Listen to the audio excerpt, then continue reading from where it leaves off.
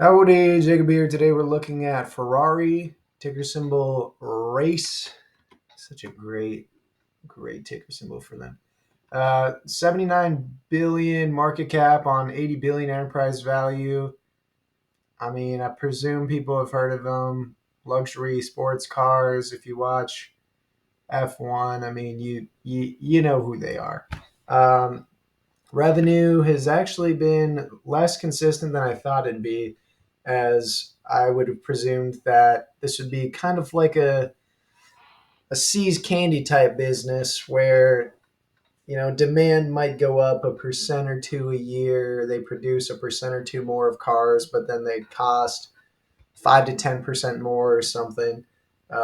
Which I mean, we are seeing nearly double revenue over the last 9 years, but I would have thought that it would have been a bit more impressive, to be honest. But we are seeing very hefty return on invested capital in the high teens, low 20s. Operating margin has gone up from 15 to 27%. Gross margin up from 45 to 50%. 50% gross margin for automobile industry is unheard of. So you can tell they're definitely in the luxury business here. Quick story. Listened to Mohnish Pabrai today and just brought up this memory that when he owned Fiat Chrysler, um, I think it was after the financial crisis when he bought it, and I think people didn't realize that they owned a hefty portion of Ferrari, and so just the underlying business of Ferrari was worth as much as what a Fiat was selling for at that time. But quick little story offhand. So let's look at that balance sheet quick. 1.2 billion cash on hand with long-term debt of 2.6. That's no concern as they produce over $1 billion of free cash flow a year. So we're looking at use of cash, pretty heavy investment in intangibles, good amount of share repurchases, repurchased a little bit of debt recently, and then that dividend currently pays out 358 million in aggregate, which is about 30% of their 5-year average free cash flow, which is a pretty substantial amount if you ask me for a company like this. I don't know. I just would have thought that maybe more reinvestment, shapers. I mean, yeah, I guess that does make sense. They've been around since 1940. They produce a dividend since looks only 2016. Maybe they produced it before, but I guess I'm not too surprised with that use of cash. But let's make some assumptions here.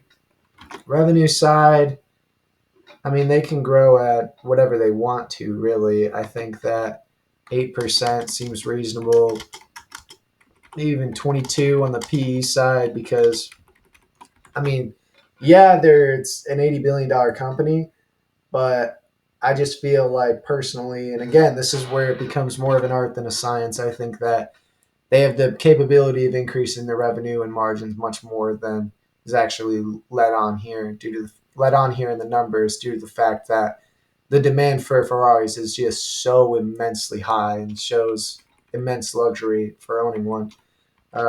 As for margins, 2020, let me just do a little bit of range here. 1921 share change. They've bought back quite a bit recently, but with an $80 billion valuation, that's 800 million of their free cash flow, which I don't think they're doing. So let's do 0.5%.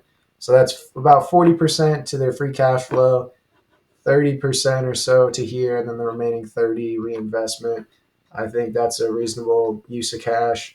For the dividend, let's increase it. Let's just increase it with their revenue growth. I think that's reasonable to me. And oof, it just looks quite a bit expensive at this price. Again, no surprise, 57 PE.